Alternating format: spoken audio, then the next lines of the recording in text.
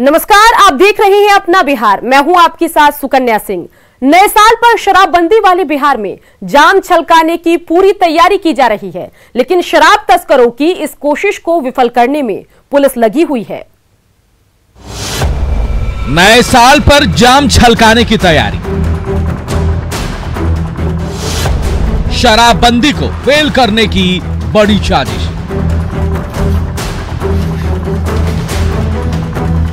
पूर्ण शराबबंदी के बावजूद बिहार में शराब की बड़ी खेप का आना लगातार जारी है। सिर्फ गोपालगंज से पुलिस ने 24 घंटे के अंदर अलग अलग जगहों पर छापेमारी कर 1 करोड़ की शराब पकड़ी। कुछ हाईकोर्ट के बलथरी चेक पोस्ट पर छापेमारी के दौरान तो पुलिस के होश उड़ गए जब शराब की पेटी से 16 लाख रुपए की दवा मिली, जो पटना ले जाई जा रही थी। पोस्ट पे जिसमें आज सुबह एक ट्रक पकड़ाई है जो पानीपत से पटना के लिए थी और उसमें लगभग 16.5 लाख रुपए का दवाई था। उसके नीचे शराब 150 कार्टून पाई गई है। उसमें 2 गिरफ्तारी है। गोपालगंज ही नहीं, दानापुर से भी 16 लाख रुपए की शराब पकड़ी गई, जिसे तहखाने में छिपाकर रखा गया था। आबकारी विभाग को गुप्त सूचना मिली थी कि यहां से शराब का अवैध कारोबार चल रहा है। पुलिस और आबकारी विभाग की टीम ने संयुक्त छापेमारी की और जब तहखाने का ताला तोड़ा गया तो सबके होश उड़ गए। तहखाने में छिपाकर रखी गई थी शराब से भरी पेटियां। पुलिस की छापेमारी में करीब 127 कार्टन शराब जब्त की गई, जिसकी कीमत 16 लाख रुपए बताई जा रही है। मतलब नशे के सौदागर नए साल पर लोगों के हाथ में जाम पकड़ाने को आतुर हैं, जबकि चुस्त पुलिस और आबकारी विभाग की लगातार होती छापेमारी की वजह से नशे के सौदागरों का प्लान फेल होता दिख रहा है। न्यूज़ 18 के लिए गोपालगंज से मुकेश और दानापुर से अमरजीत की रिपोर्ट। गोपालगंज में न्यूज़ 18 की खबर का बड़ा असर हुआ। खबर चलने के बाद उन दो बेरहम पुलिसकर्मियों को सस्पेंड कर दिया गया, जिन लोगों ने स्मैक बेचने के आरोप में एक युवक और उसके परिवार की बेरहमी से पिटाई की थी। न्यूज़ 18 की खबर का बड़ा असर। बेरहम पुलिस वाले सस्पेंड।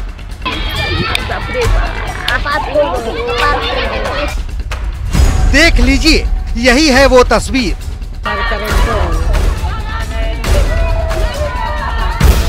पुलिस वालों की गुंडई का सबूत, जिसे न्यूज़ 18 ने प्रमुखता से दिखाया था। तब जाकर गोपालगंज पुलिस के बड़े अधिकारियों की नींद खुली और दोनों बेरहम पुलिसकर्मियों को सस्पेंड कर दिया। ये पूरा मामला नगर थाने के साधु चौक के पास का है। स्मैक बेचने के आरोप में मोइनुद्दीन मियां नाम के युवक को पुलिस पकड़ने गई थी। पुलिस जब लड़के को गिरफ्तार कर ले जाने लगी तो उसकी बहन और परिवार के अन्य सदस्य उसे छुड़ाने लगे, लेकिन पुलिस जवानों ने बेरहमी से युवक और उसकी बहन की पिटाई कर दी। युवक की पिटाई पुलिस वालों ने तब तक की जब तक उसके सिर से ब्लड नहीं आ गया। कौन मारा? पुलिस मारा। कहाँ की पुलिस थी? टाउन था। क्यों मार रही थी पुलिस? हम खड़ा थे इसलिए दौड़ा दिया लोग। हमारा बहन को भी मारा है। बहन को भी पीटा। न्यूज़ 18 पर खबर दिखाई जाने के बाद दोनों पुलिस वालों को सस्पेंड कर दिया गया है। अब ये जान लीजिए कि सस्पेंड होने के बाद किसी पुलिस वाले के साथ क्या होता है। सस्पेंडेड पुलिसकर्मी यूनिफॉर्म नहीं पहन सकता है। सस्पेंड होने के बाद कोई भी ऑर्डर जारी नहीं कर सकते। बेसिक सैलरी का आधा हिस्सा ही मिलता है। सस्पेंशन के दौरान कोई भी भत्ता नहीं दिया जाता। 90 दिन में आरोप पत्र नहीं तो बेसिक सैलरी का 75% ही मिलता है।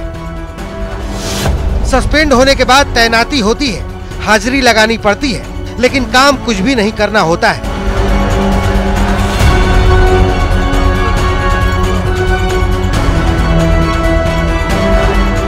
न्यूज़ 18 के लिए गोपालगंज से मुकेश कुमार के साथ ब्यूरो रिपोर्ट।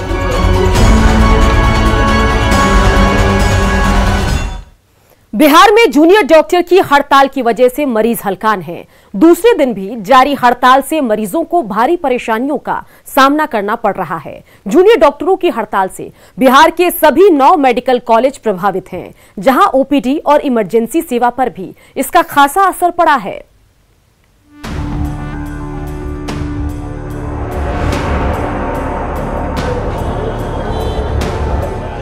जूनियर डॉक्टरों की हड़ताल के बाद ये आलम है बिहार के सबसे बड़े अस्पताल पीएमसीएच का, जहां दूसरे दिन भी ओपीडी सेवा पूरी तरह से ठप है। लिहाजा बिहार के कोने कोने से यहां लोग पहुंच तो रहे हैं, लेकिन उन्हें इलाज नहीं मिल पा रहा है। और आपको दिखा रहे हैं कि देखिए बड़ी संख्या में दूर दूर से मरीज पहुंचे हैं, लेकिन रजिस्ट्रेशन का काम बंद हो गया है। तकरीबन 9 से 10 काउंटर है यहाँ पर, और सभी काउंटर पर देख सकते हैं एक भी स्टाफ नजर नहीं आ रहे हैं। सीनियर डॉक्टर अपने चैम्बर में तो हैं, लेकिन बिना पर्चा कटाए मरीजों का इलाज संभव नहीं है। मरीज अब न्यूज 18 से अपना दर्द बयां करते हुए इलाज करवाने की गुहार लगा रहे हैं। इन गरीबों के पास इतने पैसे नहीं हैं कि प्राइवेट अस्पताल में जाकर इलाज करवा सके। हड़ताल से हलकान लोगों ने न्यूज 18 से अपना दर्द साझा किया कि हम लोग दूर से आए हैं, पैसा लगा के, हम लोग गरीब आदमी हैं, इसलिए होना चाहिए हम लोग का दिखाना भी, हम लोग का दिखाना बहुत जरूरी है। कितने बजे चली थी जहानाबाद?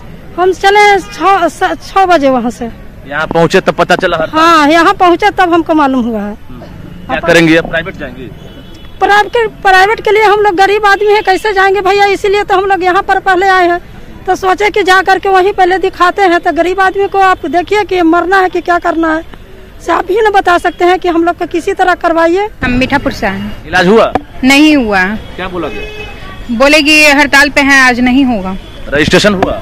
नहीं हुआ। रजिस्ट्रेशन भी नहीं हुआ? नहीं। अच्छा, तो क्या कीजिएगा आप लोग? अब क्या करेंगे? अब हम क्या कर सकते हैं? आप वापस जाएंगे। इधर जूनियर डॉक्टर अपनी मांगों को लेकर अड़े हुए हैं। उनका कहना है कि जब तक स्टाइपेंड को लेकर 2017 के आदेश को लागू नहीं किया जाता, तब तक हड़ताल जारी रहेगी। जैसे ही हम लोग से सरकार की कोई भी अथॉरिटी बात करते हैं और हम लोग का जो मांग है उस पे अगर वो कोई ठोस कार्रवाई करने का लिखित में आश्वासन देते हैं, तो हम लोग स्ट्राइक अपना वापस ले लेंगे। जाहिर तौर पर जूनियर डॉक्टरों की हड़ताल ने कोरोना काल में लोगों को दोहरी परेशानी में डाल दिया है। न्यूज 18 के लिए पटना से रजनीश कुमार की रिपोर्ट। बिहार में नई सरकार के गठन के बाद नीतीश सरकार के दोनों डिप्टी सीएम पहली बार नई दिल्ली पहुंचे, जहां उन्होंने आज प्रधानमंत्री से मुलाकात की। प्रधानमंत्री से मुलाकात के बाद दोनों डिप्टी सीएम काफी उत्साहित नजर आए। न्यूज 18 से बातचीत में डिप्टी सीएम ने बताया कि प्रधानमंत्री बिहार के विकास के लिए संकल्पित हैं और केंद्र की तरफ से पूरी मदद का उन्होंने आश्वासन दिया। दोनों डिप्टी सीएम से बात की हमारे सहयोगी अमितेश ने। प्रधानमंत्री की तरफ से क्या भरोसा दिया गया, क्योंकि बार बार कहा जाता है डबल इंजन की सरकार, ये बात बार बार सामने आती है, उसके लिए किस तरह से? प्रधानमंत्री जी तो पूर्व से ही बिहार के लिए खड़े हैं, और इसीलिए उन्होंने आत्मनिर्भर बिहार और आत्मनिर्भर भारत एवं आत्मनिर्भर बिहार की बात की। उनके मन में कहीं न कहीं पहले से भी बिहार के विकास के लिए कुछ वो उनका अपना एक दृष्टि है, और इसलिए उन्होंने स्पष्ट तौर पर कहा कि अपने कार्यकर्ताओं को साथ लेकर, एनडीए को साथ लेकर बिहार को कैसे एक विकसित बिहार बनाए, इसके लिए काम करें। हम साथ हैं। रेणु देवी जी हमारे साथ हैं। आज आप लोग मिले, प्रधानमंत्री से बातचीत हुई, किस तरह की चर्चा हुई और क्या मार्गदर्शन, किस तरह का निर्देश लेकर के आप लोग बिहार जाएंगे? देखिए, सबसे बड़ी बात है, ये तो हमारी शिष्टाचार भेंट थी। अपने गार्जियन के पास हम लोग शिष्टाचार भेंट भी किए और उनसे मार्गदर्शन भी मिला। उनका तो हमेशा मार्गदर्शन रहा कि भारत जो है वो संस्कृति और संस्कार का जो देश है, तो बिहार भी उसमें और भी अव्वल रहे, क्योंकि बिहार पुरानी दृष्टि में देखिए तो वहीं से चाणक्य हैं, वहीं से अशोक सम्राट हैं, वहीं से सारे लोग हैं। तो उनका जो कार्य हुआ, या लोकतंत्र की जननी जिसको कहिएगा, वो वहीं से है। वैशाली हमारी लोकतंत्र की जननी है। तो लोकतंत्र कैसे मजबूत रहे और हमारा विकास कैसे बिहार का हो, और बिहार के विकास को विकसित बिहार और आत्मनिर्भर बिहार बनाने के लिए माननीय नीतीश जी के अगुवाई में हमेशा हमारे माननीय प्रधानमंत्री जी का सपोर्ट रहा है और वो आगे भी रहेगा। दिल्ली दौरे के दौरान दोनों डिप्टी सीएम ने आज प्रधानमंत्री से मुलाकात की और केंद्रीय रक्षा मंत्री राजनाथ सिंह से भी मिले। वहीं कल दौरे के पहले दिन राष्ट्रपति से भी मुलाकात हुई थी। देर रात गृह मंत्री अमित शाह से दोनों की मुलाकात हुई थी।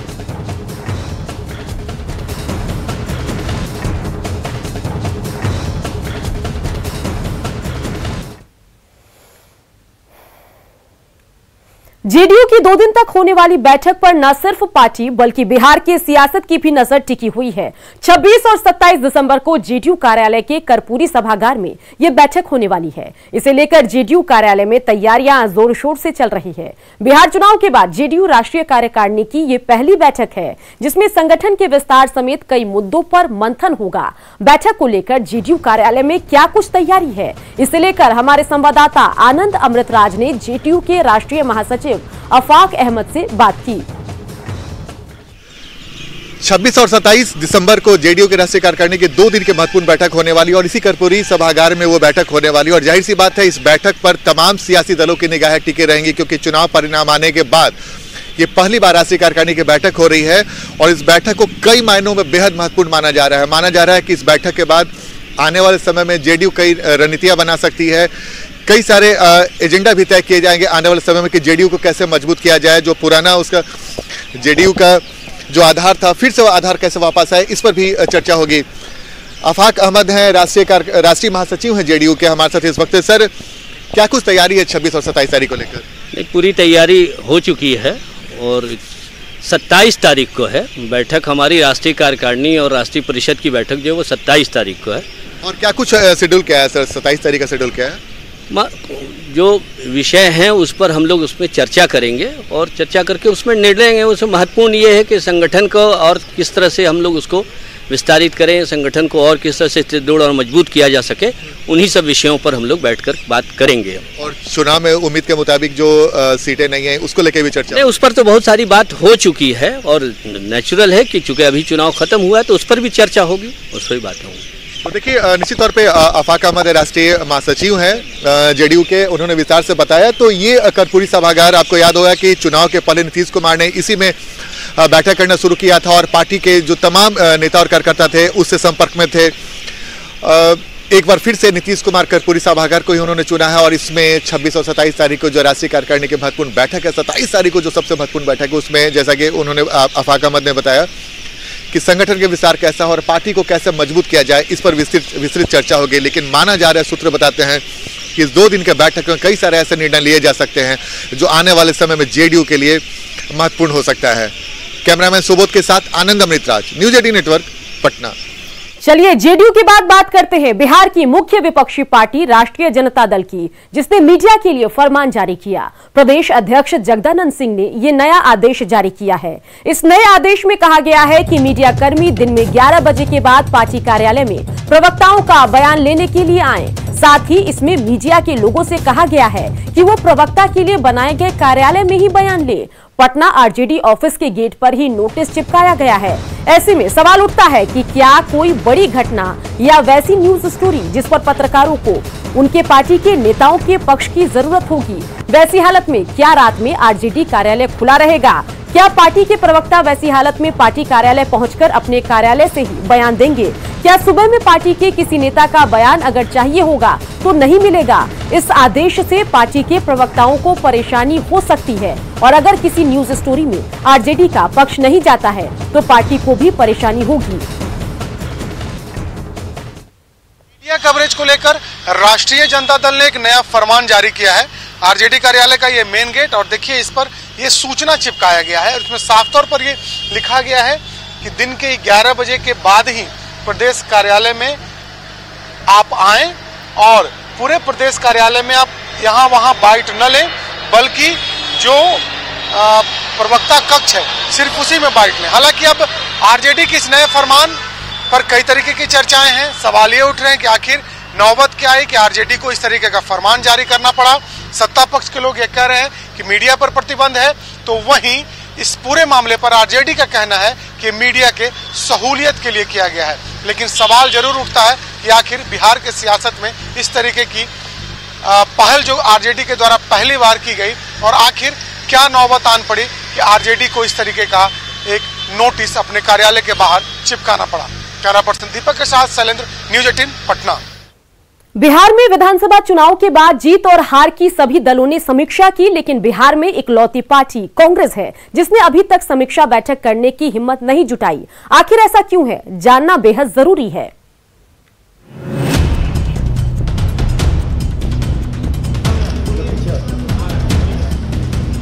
बिहार में विधानसभा चुनाव के बाद कांग्रेस ने समीक्षा बैठक क्यों नहीं की? जितना बड़ा सवाल, उससे ज्यादा उलझा हुआ जवाब। किस आधार पर क्यों नहीं बातचीत हो रही है? होनी चाहिए, इसलिए कि दल को तो समीक्षा करनी ही चाहिए। जय पराजय राजनीति में ये होता ही रहता है। समीक्षा हमारी पार्टी में भी होनी चाहिए थी। हाँ, अच्छा बुरा जो भी हो, समीक्षा होनी चाहिए थी। अब कांग्रेस अध्यक्ष ही ये बेटर बता सकते हैं कि उन्होंने समीक्षा के लिए जो है मीटिंग क्यों नहीं बुलाया। कि कांग्रेस में घपलाबाजी अधिक हुई। एक तो 70 सीट मिला, 70 में जीतने वाले सीट को लोग इग्नोर किए, लिए नहीं। हार की समीक्षा की मांग बिहार कांग्रेस की छोटी नहीं बल्कि बड़े नेता कर रहे हैं, मगर प्रदेश नेतृत्व समीक्षा बैठक बुलाने की हिम्मत नहीं जुटा पा रहा। डर है कि समीक्षा बैठक हंगामे की भेंट न चढ़ जाए। अब कांग्रेस समीक्षा क्या करेगी? अब बड़ी पराजय हुई है, बड़ी हार हुई है। राजद तो समीक्षा बैठक कर रही है और समीक्षा में उस हार के लिए कांग्रेस को दोषी मान रही है। कांग्रेस को इस पर विचार करना चाहिए। पार्टी हमारा सहयोगी दल है, हम एक दूसरे साथ चुनाव लड़ते हैं, लेकिन उनकी समीक्षा किस स्तर पर हो रही है, कैसे हो रही है? कांग्रेस पार्टी के माननीय प्रदेश अध्यक्ष जी भी दिल्ली गए थे। सभी लोग अपने अपने स्तर से समीक्षा कर रहे हैं। हालांकि नाराज कांग्रेसी, सहयोगी दल और विरोधी दल कुछ भी कहे, लेकिन प्रदेश कार्यकारी अध्यक्ष समीर सिंह ने कहा कि समीक्षा बैठक जल्द बुलाई जाएगी। समीक्षा बैठक इसलिए नहीं हो पा रही है कि हमारे माननीय प्रभारी शक्ति सिंह गोहिल जी कोरोना पॉजिटिव हो गए और आज भी वो बीमार की स्थिति में अहमदाबाद में है। बिहार कांग्रेस में भीतरघात, आपसी विवाद ये कोई नई बात नहीं है। जब भी चुनाव होते हैं, चुनाव के बाद इसी तरह के हालात से कांग्रेस को सामना करना पड़ता है। इसके पहले भी समीक्षा बैठक में हंगामा और हाथापाई हो चुकी है। देखना होगा बिहार कांग्रेस के नेता कब समीक्षा बैठक बुलाने की हिम्मत जुटा पाते हैं। शैलेंद्र कुमार, न्यूज 18 पटना। इस बीच अहम खबर मुजफ्फरपुर से, जहां अतिक्रमण हटाने के दौरान पुरानी गुदरी इलाके में प्रशासन और स्थानीय लोगों के बीच काफी देर तक झड़प हुई। हो हंगामे के बीच नगर निगम की टीम ने बुलडोजर चलाया। हालांकि इस दौरान आसपास के मकानों से लोगों ने पुलिस टीम पर पत्थरबाजी भी की। अफरा तफरी के बीच एक निगम कर्मी वहां के नाले में जा गिरा। बाद में उसे निकालकर हंगामा कर रहे लोगों को खदेड़ा गया। कुछ स्थानीय लोगों की पुलिस ने पिटाई भी की। आरोप है कि सड़क किनारे मांस मछली की दुकानों की आड़ में शराब भी पिलाई जाती थी। इस शिकायत के बाद प्रशासन की टीम वहां पर अतिक्रमण हटाने पहुंची थी और उसके बाद क्या कुछ नजारा रहा वो आप हमारे टेलीविजन स्क्रीन पर देख रहे हैं। तो तस्वीरें मुजफ्फरपुर से आपको दिखा रहे हैं, जहां पर अतिक्रमण हटाने पुलिस टीम पहुंची, लेकिन इन सब के बीच जो स्थानीय लोग थे, जो स्थानीय व्यापारी थे, उनके साथ पुलिस की झड़प हुई।